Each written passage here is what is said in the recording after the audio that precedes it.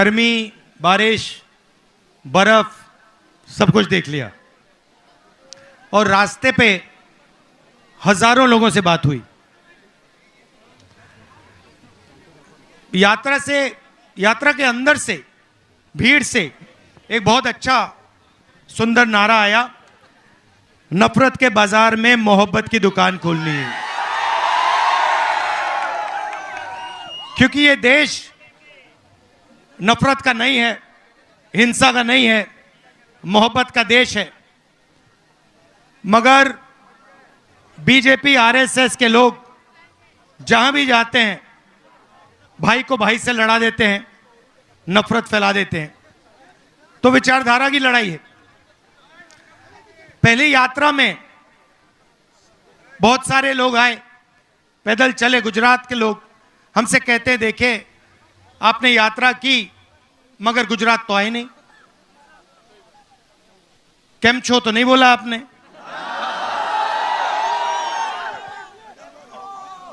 मणिपुर के लोगों ने कहा, उड़ीसा के लोगों ने कहा कि आपने साउथ से नॉर्थ कर दी, ईस्ट से वेस्ट करनी चाहिए। तो हमने बात मान ली। आज मैं आपके सामने यहां हाजिर हूं। अब यहां पे आदिवासी भाई हैं, गरीब लोग हैं, अलग अलग वर्ग के लोग हैं। यहां पे कोई आदिवासी युवा है? आप आ जाओ। आपका नाम क्या है? बस आ जाओ, यहां बैठ जाओ। यहां ब्रदर इधर आओ।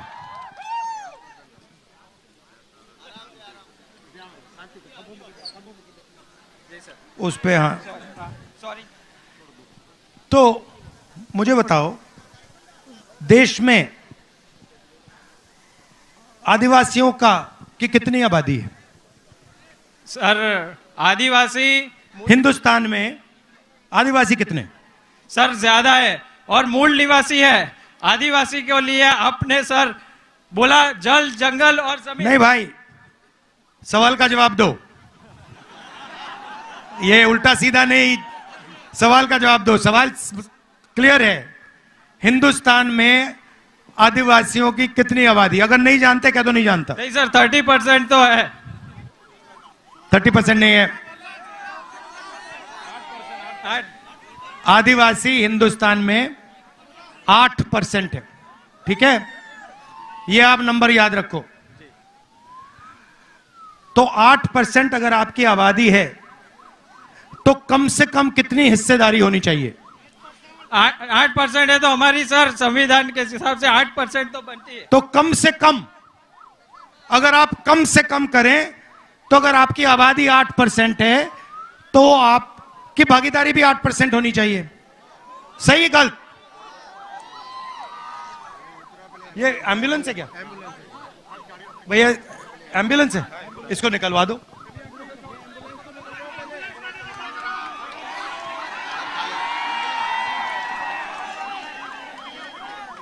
भैया रास्ता बना दीजिए।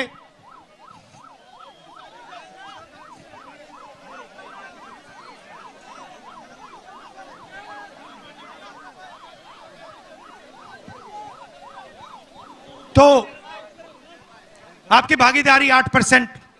अच्छा, पिछड़े कितने हैं हिंदुस्तान में? पिछड़े लोग कितने हैं? 50%।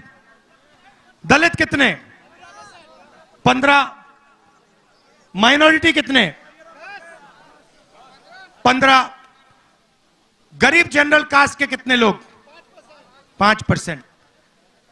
तो सब जोड़ो तो 90% हो जाता है। ठीक है, मगर अभी मैं आदिवासियों की बात करता हूं। हिंदुस्तान की सबसे बड़ी कंपनियों की लिस्ट निकालो। 200 सबसे बड़ी कंपनियां जो हिंदुस्तान के धन को कंट्रोल करती हैं। नाम आपने सुने होंगे। पहले नंबर पे कौन है? अदानी। दूसरे नंबर पे कौन है? आप जानते हो, नाम जानते हो? 200 हैं।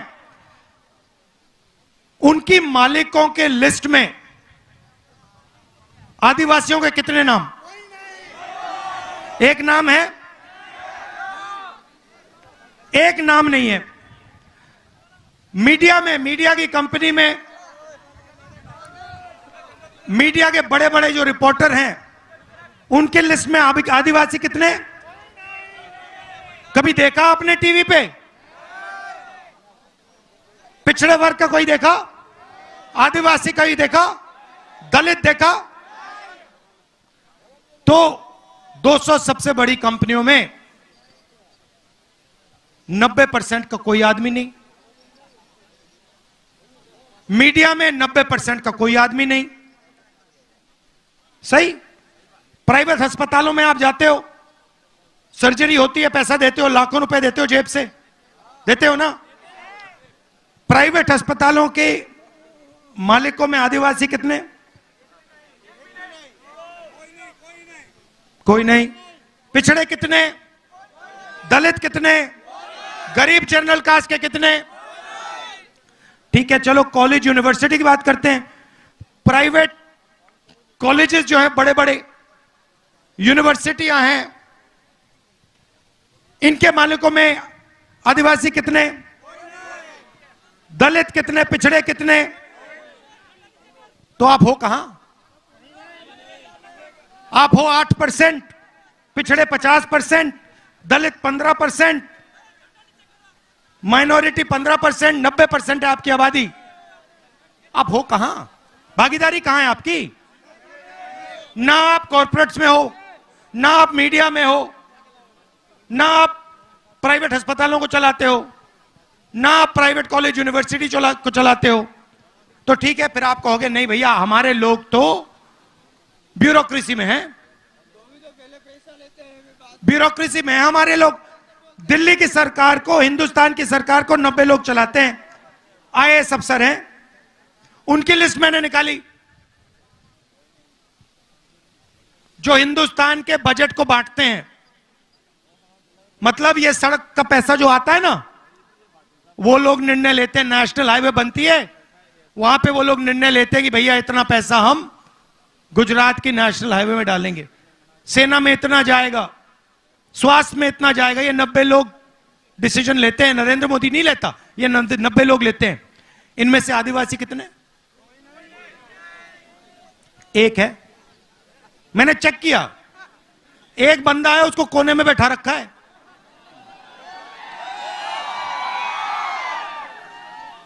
और अगर हिंदुस्तान की सरकार 100 रुपए खर्च करती है बजट में, तो आदिवासी वर्ग का अफसर कितने रुपए का भागीदार है? बताओ कितने का? कितना? 3%? 1% नहीं, 8 नहीं, 100 रुपए अगर खर्च होते हैं तो आदिवासी ऑफिसर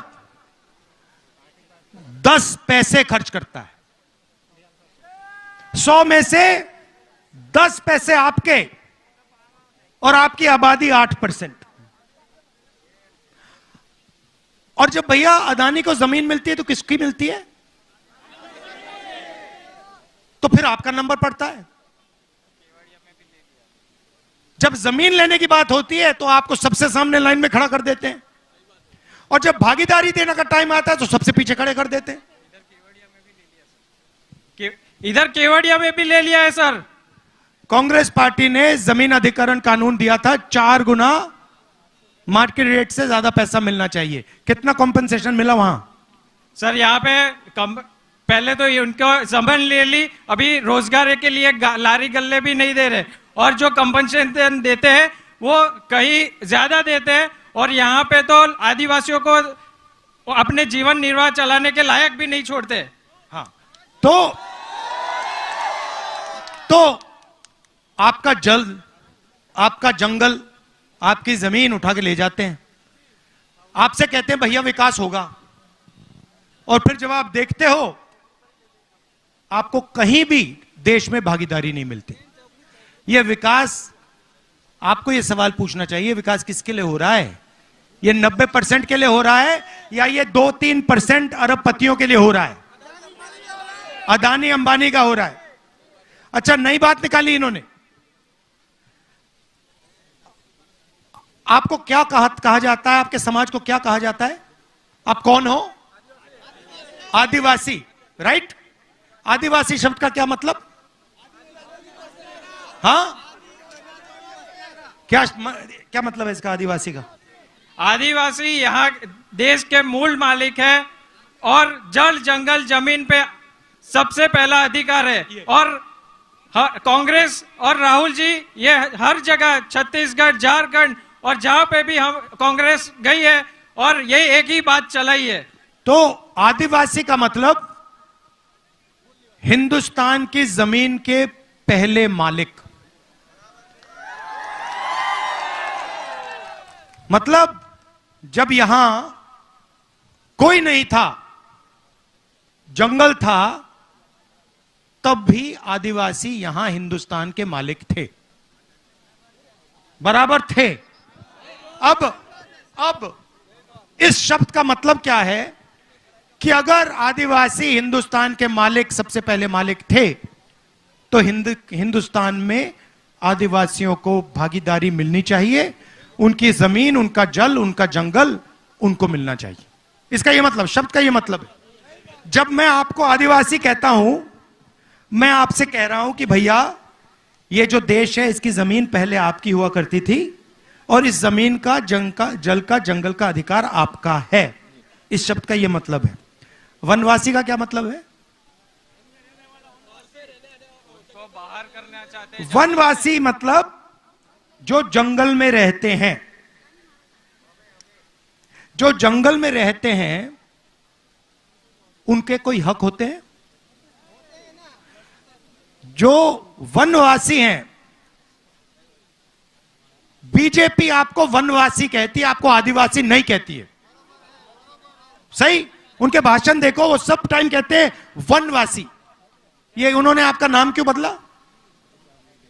क्योंकि ये आपको अधिकार नहीं देना चाहते हैं और ये चाहते हैं कि आपको ये वनवासी कहें और आस्ते आस्ते आस्ते आस्ते हिंदुस्तान में वन खत्म हो जाए।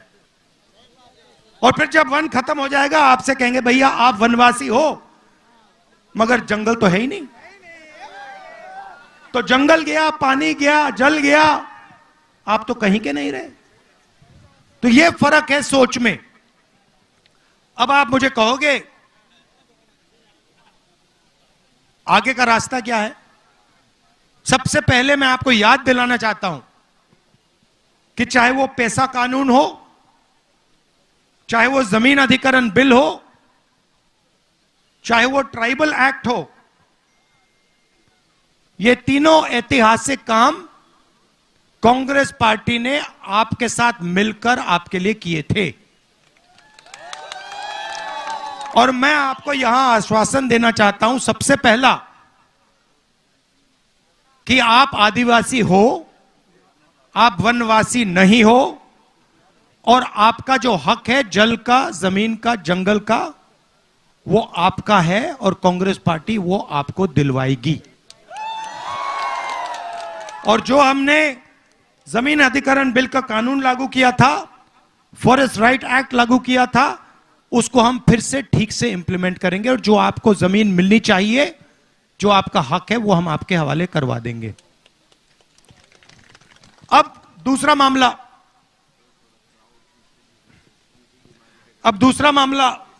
इस साइड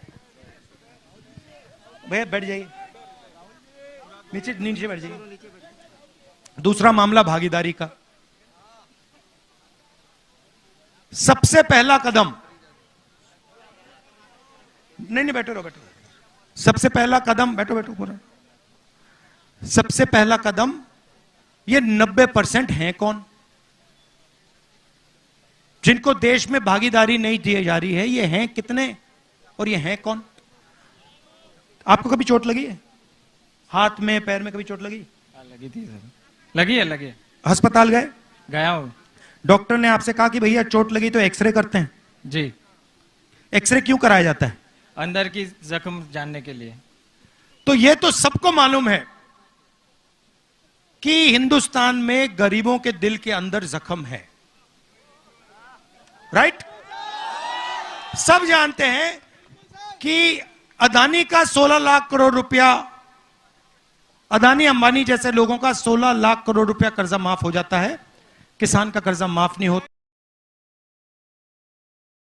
आदिवासी का नहीं होता, सब जानते हैं। मगर डेटा का जमाना है, 21वीं सदी है, किसी को यह नहीं मालूम कि चोट कैसी लग रही है, कितनी लग रही है और किसको लग रही है।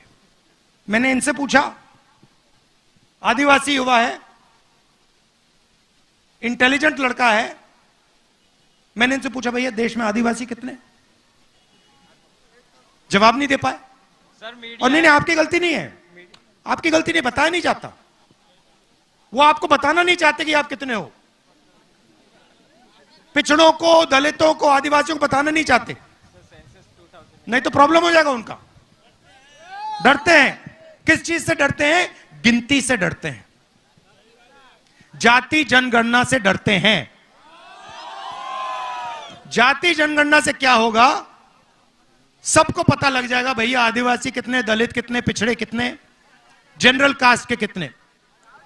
उसके बाद, एक सेकंड भैया, जाति जनगणना के 2 कदम हैं। पहला कदम सब जातियों की गिनती, और दूसरा कदम इकोनॉमिक सर्वे, इकोनॉमिक और फाइनेंशियल सर्वे। मतलब यह आदिवासी वर्ग है, हिंदुस्तान की सब संस्थाओं में आदिवासियों की कितनी भागीदारी है।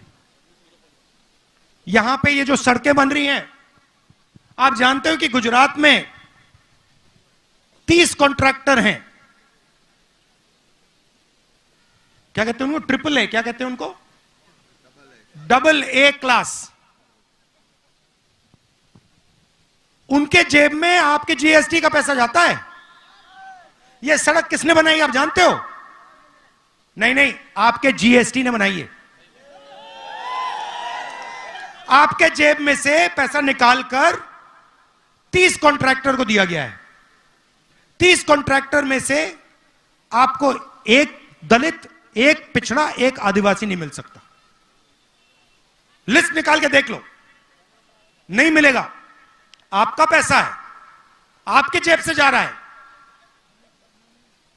ये आपने चश्मे पहने हुए हैं, हीरो लग रहे हो बॉलीवुड के। ये आपने चश्मे कितने के खरीदे? 600 के ना? नाम क्या आपका? रोहित जी, आपने 600 रुपए के खरीदे ना? ये चश्मे दिखाना जरा मुझे।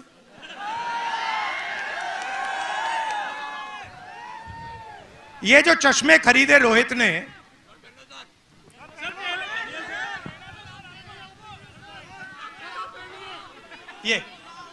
ये जो खरीदे, ये 600 रुपए के खरीदे।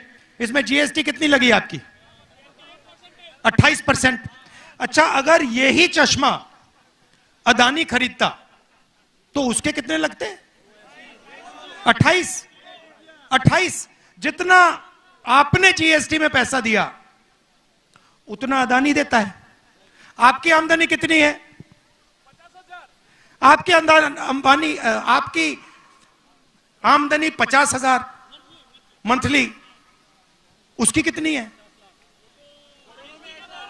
गिनती के बाहर है। तो जिसकी आमदनी गिनती के बाहर है और आपकी 50,000 रुपए है, दोनों एक जैसा जीएसटी क्यों दे रहे? वाह, बात समझ आई? आपके जेब से चोरी हो रही है। किसके जेब से? 90% के जेब से, किसान के जेब से, मजदूर के जेब से, आदिवासी, दलित, पिछड़े, इन लोगों के जेब से। पैसा जाता कहां है? वही 5-10% के लोगों के जेब में। उसको विकास कहते हैं। बीजेपी उसको विकास कहती है। भैया तुम्हारी जेब से जीएसटी का पैसा निकालेंगे, अदानी के जेब में डालेंगे, इसको हम विकास कहते हैं। यह विकास नहीं है, इसको चोरी कहा जाता है। विकास का मतलब इन संस्थाओं में 90% की भागीदारी। तो जाति जनगणना और इकोनॉमिक सर्वे के बाद पता लग जाएगा, पूरे गुजरात को पता लग जाएगा कि सड़कों का जो पैसा जा रहा है उसमें 1 रुपया ना आदिवासी को जाता है, ना दलित को जाता है, ना पिछड़ों को जाता है, ना किसी को जाता है। आप फसल बीमा योजना देखो, मैंने आंकड़े निकाल रखे हैं। फसल बीमा योजना का 35,000 करोड़ रुपए साल का लगता है। 10,000 करोड़ रुपया स्टेट की सरकार देती है। सुनो सुनो, अभी उसकी भी बात करूंगा। फसल बीमा योजना का पैसा कहां जाता है जानते हो?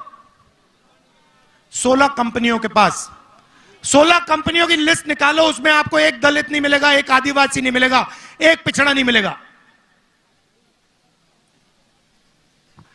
आप पैसा भरते हो, उनके बैंक अकाउंट में जाता है, खेत में नुकसान होता है, आपसे कहते भैया आपको तो पैसा ही नहीं देंगे। बराबर है ना? तो जाति जनगणना से यह सब पता लग जाएगा कि हिंदुस्तान का धन कैसे बटा है, किसके हाथों में है, कहां जा रहा है, कितने पिछड़े वर्ग के लोग हैं, कितने दलित, कितने आदिवासी, ब्यूरोक्रेसी में कितने हैं, बड़ी बड़ी कंपनियों में कितने हैं, मीडिया में कितने हैं, सब पता लग जाएगा। और यह हिंदुस्तान के लिए क्रांतिकारी कदम होगा।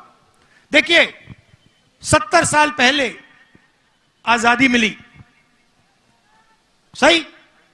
आजादी में निर्णय लिया गया कि सबकी अब एक साथ प्रगति होगी। अब मैं सिर्फ यह कह रहा हूं कि 70 साल हो गए, अब एक एक्सरे कर लेते हैं, पता लगा लेते हैं कि भैया भागीदारी आज तक किसकी है, धन किसके हाथों में है, आदिवासियों के हाथों में है, कितना है, बड़ी बड़ी संस्थाओं में कौन लोग बैठे हैं, आदिवासी बैठे हैं, दलित बैठे हैं, कौन बैठे? दूध का दूध, पानी का पानी हो जाएगा। आपको पता लग जाएगा कि हमारा यहां पे 24 घंटा बेवकूफ बनाया जा रहा है, डेटा मिल जाएगा।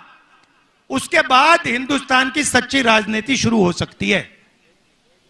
यह हम करना चाहते हैं।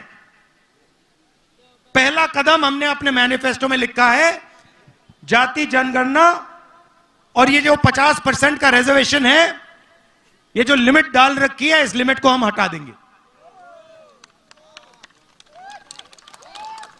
समझ में आई बात? इसमें आदिवासियों को, दलितों को, पिछड़ों को, छोटे पिछड़े वर्ग लोगों को सबको फायदा होगा। बीजेपी कहती है किसानों को हम एमएसपी नहीं दे सकते। एमएसपी मतलब मिनिमम सपोर्ट प्राइस, कम से कम दाम। मोदी जी की सरकार किसानों को हाईवे पे रोकती है, कील ठोक के दीवार बनाकर। सही बात है। वो क्या चाहते हैं? सिर्फ एमएसपी चाहते हैं। उन्होंने कहा देखिए, आप सब लोगों को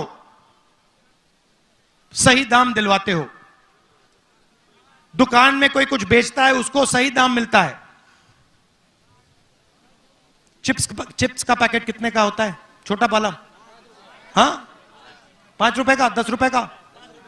उसमें कितने आलू होते हैं? 4 आलू कितने होते हैं उसमें? मैंने कल शक्ति सिंह जी से पूछा, चिप्स का पैकेट दिखा के पूछा, उसमें आधा आलू होता है। आधा आलू दुकान में 10 रुपए का बिकता है, मगर जब किसान बेचता है तो आधा आलू कितने का बिकता है? तो किसान बस ये कह रहा है कि भैया हमें भी आलू के चिप्स का थोड़ा सा धन, थोड़ा सा पैसा दे दो।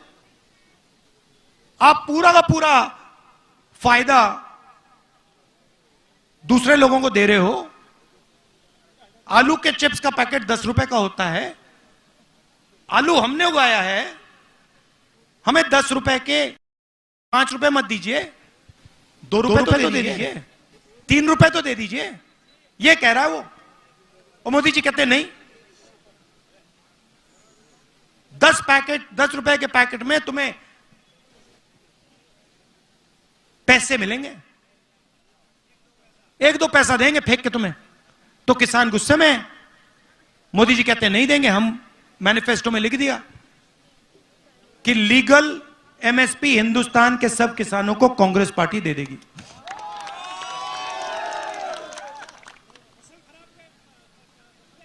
बोलो बोलो भैया, खुल के बोलो, ये बीजेपी की मीटिंग नहीं है,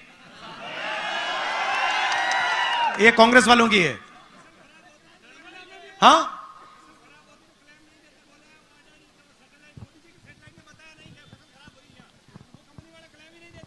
तो वही तो है ना। मगर जो फसल बीमा योजना है उसका जो पैसा सरकार देती है वो आपके जेब में से निकलता है। अच्छा आप बताओ, हाँ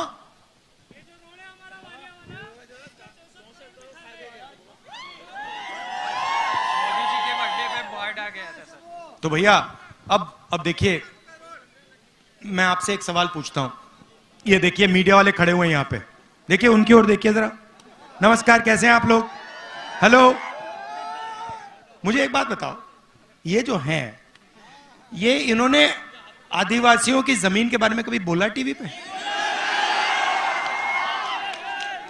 कभी इन्होंने किसान के बारे में बोला है टीवी पे? मजदूर का चेहरा कभी दिखाते हैं? क्यों नहीं? अदानी मीडिया, मोदी मीडिया,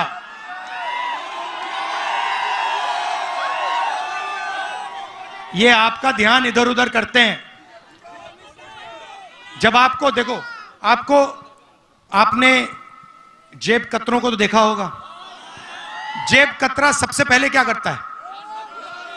पहले ध्यान इधर करता है। देखो, पहले कहता है भैया उधर देखो, उधर देखो भैया, ओ उधर देखो। वो प्रधानमंत्री का काम है। भाइयों और बहनों, उधर देखो, थाली बजाओ, इधर फोन चलाओ, वो देखो भैया, उस साइड देखो। आप लोग इधर उधर देखते रहते हो, आप देखते रहते हो। सच्चाई है। जैसे मोदी जी कहते भैया मैं समुद्र के नीचे जा रहा हूं, आप लोग टीवी ऑन करके देखते हो भैया ये समुद्र के नीचे चला गया।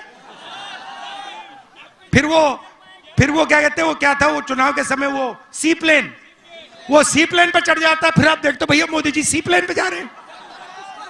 तो आपका ध्यान इधर उधर करता है। पीछे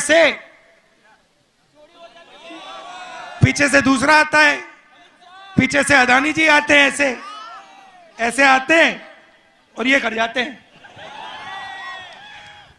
और दूसरी साइड अमित शाह डंडा लिए खड़ा रहता है कि कोई डिस्टर्ब करेगा तो मैं मारता हूं। ये है गुजरात मॉडल, यही है गुजरात मॉडल। ये यहां शुरू हुआ था और अब ये पूरे देश में फैला दिया इन्होंने। तो इसको रोका भी यही जाएगा। और कौन रोकेंगे? आप लोग रोकोगे, गरीब लोग रोकेंगे, किसान, दलित, आदिवासी, पिछड़े, ये लोग रोकेंगे।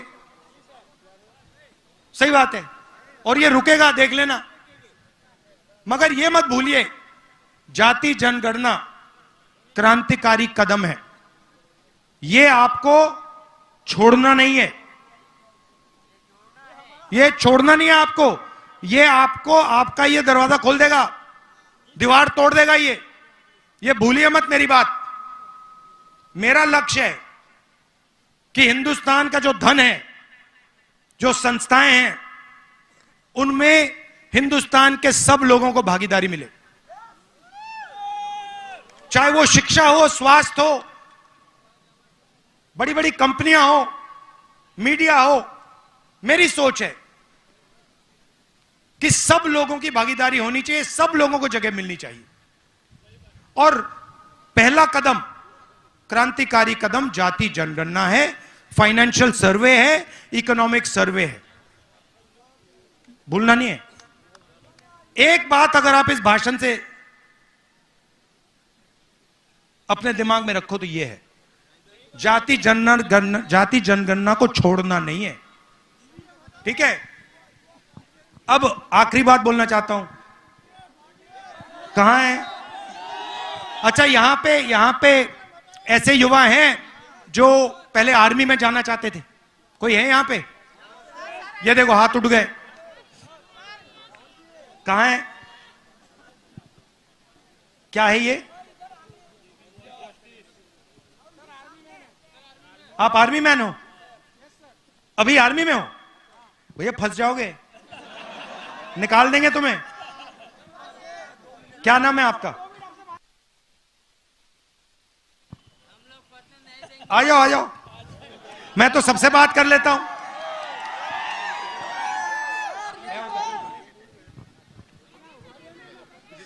Thank you brother.